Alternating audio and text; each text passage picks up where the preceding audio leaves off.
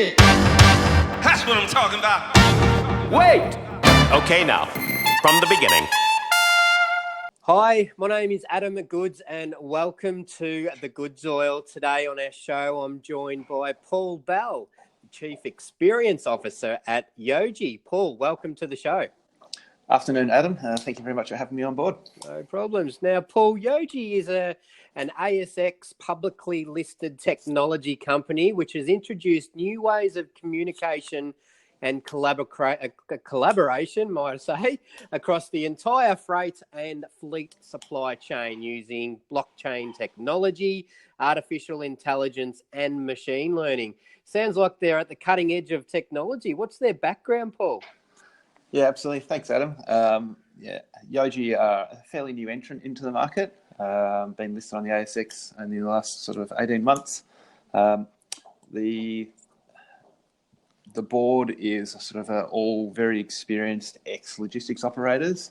And so they themselves and the CEO and some of the founders saw an opportunity to really take technology and to apply it, particularly to the last mile. And with the growth of omnichannel and last mile happening here in Australia, they really saw an opportunity to take this technology and apply it and deliver some real value and benefits for their customers. Yeah, right. And you've been in this industry for over 20 years, so a while now, Paul. So a seasoned supply chain expert. Where did it all start for you? And what does your role as a chief experience officer entail? I know, 20 years, when you say it that way, it sounds a bit scary. Started for me, I worked as a graduate at Visy in their logistics group, learning about factories and factory automation. I travelled overseas like all good Australian kids straight out of university do for a while. I did the same thing. Absolutely.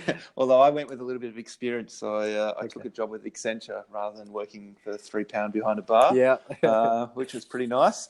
But I worked for Accenture in the UK for a long time, then came back and worked for Toll, and then ran my own consulting group here in Australia for a long time before kind of moving into startups. But the funny thing with that adventure is at no point along the way did I say to myself, gee, I wish I'd worked in logistics and supply chain. Yeah, so you fell into it? How did you get the role at Visy originally? Yeah, it was just an evolving process. I think for my degree I had to do a year practice, out in the year field, and through some friends got a job at Visy in their help desk, and it just evolved from there.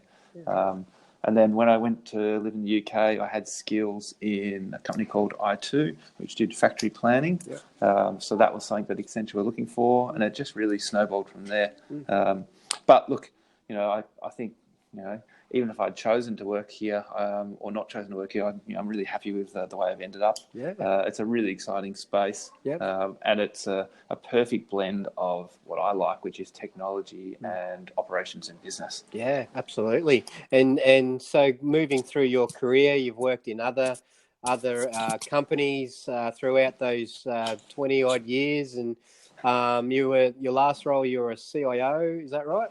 That's right. Yeah, I was a CIO for a blockchain-based TMS startup out of Hong Kong called OpenPort. I really started being exposed to the concept of blockchain 18 months, 2 years ago, and really resonated with me around the benefits that could be achieved in this industry in particular.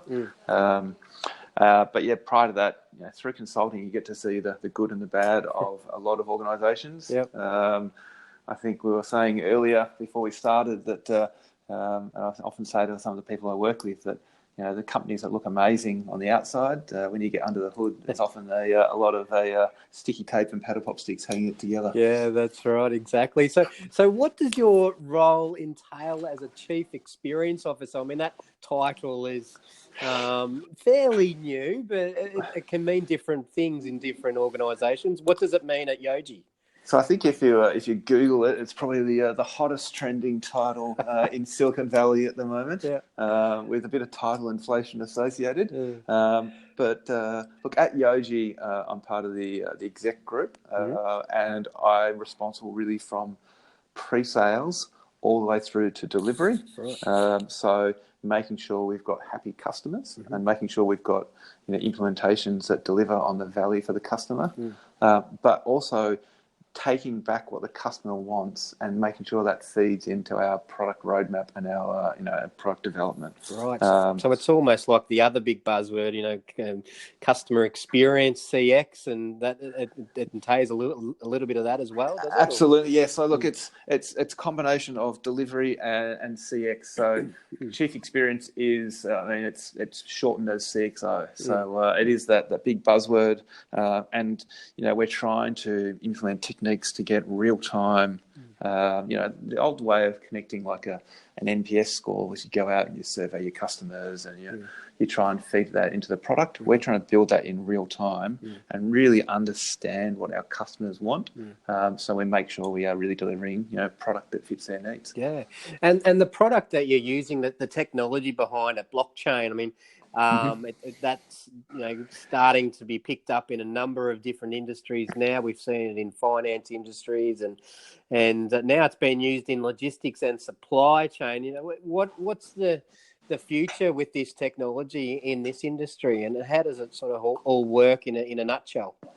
Yeah, look, I think blockchain's an interesting one. I like to separate blockchain and call it, and try and distance ourselves from the cryptocurrency and call it a distributed ledger. Yep.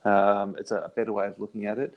And that's just a way of storing data across multiple systems around the world, and making sure that data is trustworthy, and no third party owns it. Look, distributed ledger technology is still very immature, and it's got a lot to go. So if you think about, in the early 2000s and the e-commerce boom, it took, this huge boom and bust, but out of that rose Amazon, out of that rose Facebook, Google, some pretty compelling businesses. I think there'll be a lot of consolidation. I don't think there has been one distributed ledger technology that stood out amongst the others. I mean, Ethereum is the leader at the moment, but that'll get replaced by the next great thing. But look, my view is, even though immature, the theoretical application is incredibly exciting, and it's really around automation, and that automation is based around what I call a smart contract.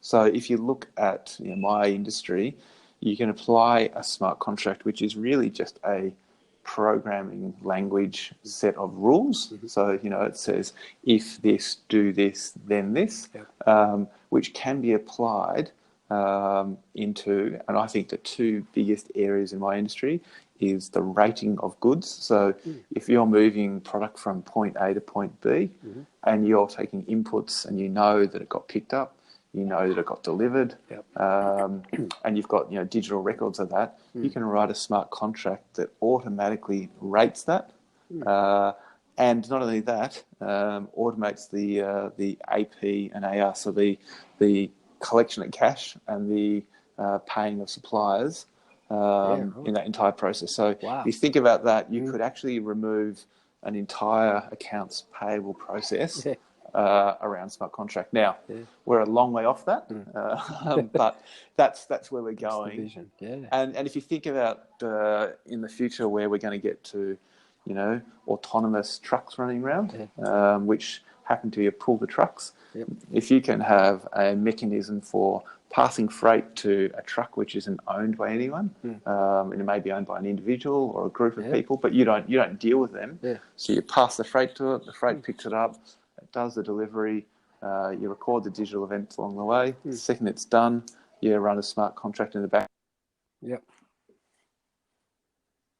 To do the financials. That is where I think this is going. I think the other thing which I see there's huge potential in is using the immutability of a smart contract. So it's a trusted record. So in Asia, where we do a lot of work in emerging markets, the level of trust is extremely low. So people rely on, triplicate copies of paper.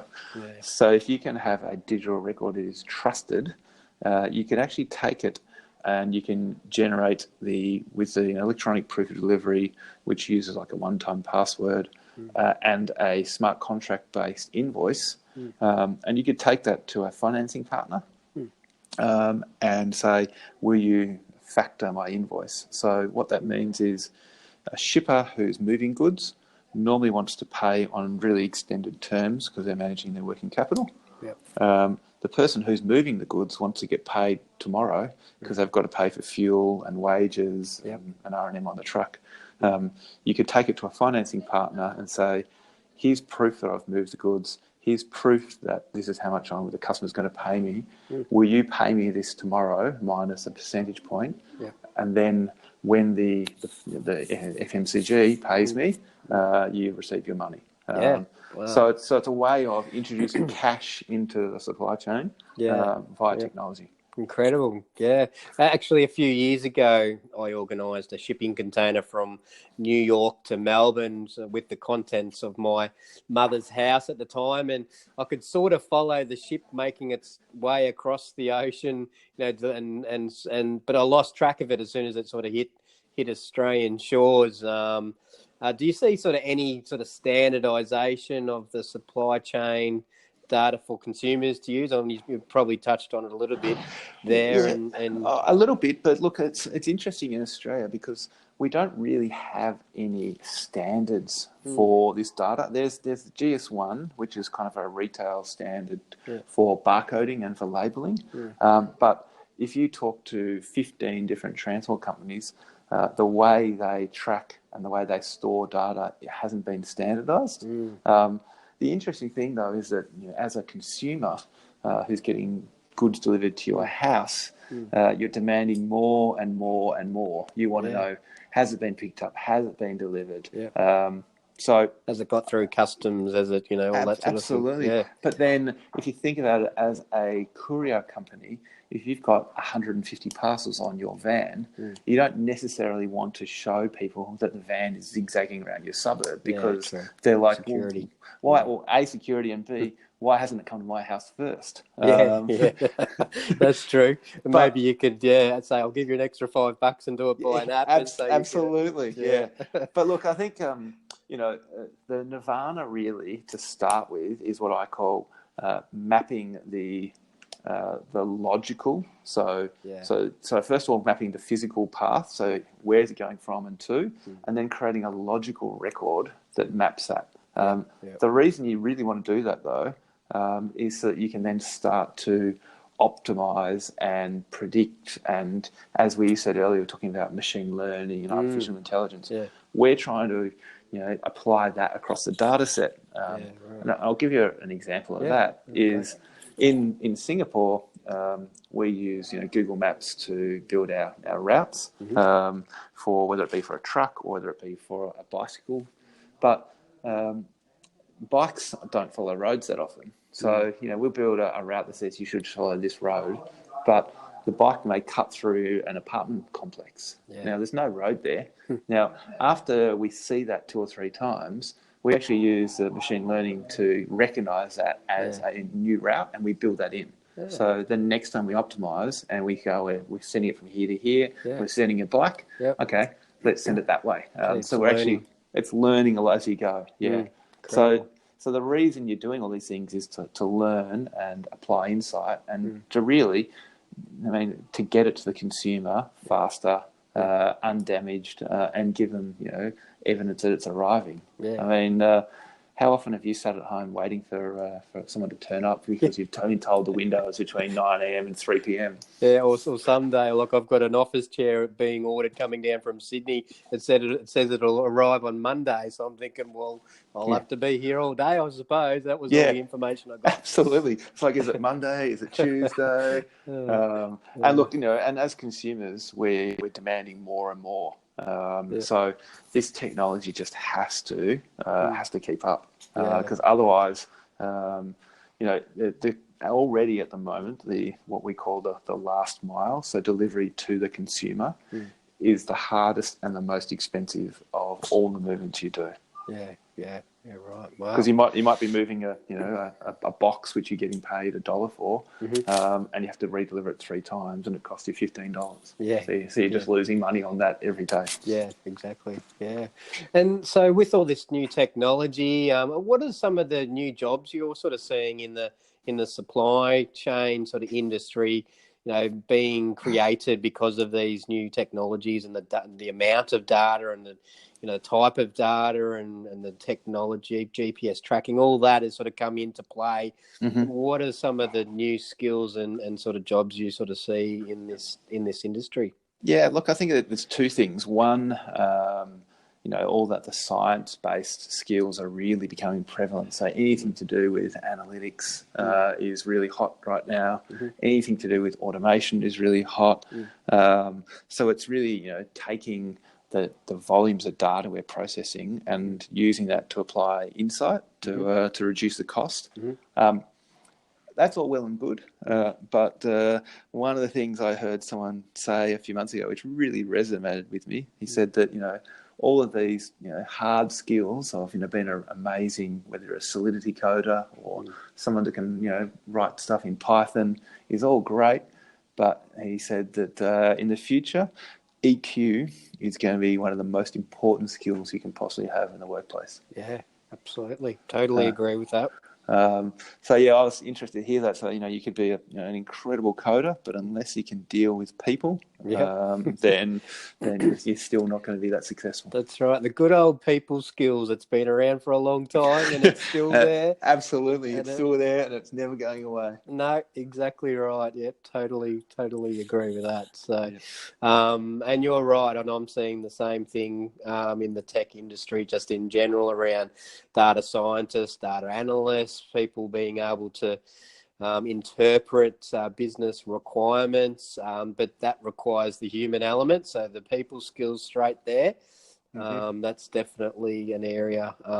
So yeah, really looking forward to this type of technology driving your industry, Paul, and sort of seeing where that go to. It's really exciting stuff. And Yojee, you're at the forefront. That's the plan. So we're at the forefront. I mean, we're all across Asia. We're pushing this heavily. There's huge benefit that can be delivered. I mean, a typical optimization piece for a last mile carrier can save up to 15% on their transport costs. So when you're talking millions, the opportunity is there. Adoption is always difficult, and some of the emerging markets we deal with are certainly some are a lot further behind we are in Australia, but then others are a light years ahead. I mean, if you look at what China, I mean, they're not an emerging market, but look at what China are doing with WeChat. It's incredible. Yeah, absolutely. So this technology is really driving some of the change. Yeah, fantastic. Oh, it's really good to chat about that. Now, before we go, Paul, I've got the Goodsies Fast Four segment, which is where I'm slightly scared. Yeah, take you through some 4 hard-hitting questions in 30 seconds. So, you ready to go? Absolutely. We go. Righto, let's do it. Okay. Question number 1, what's your go-to order at your favourite restaurant?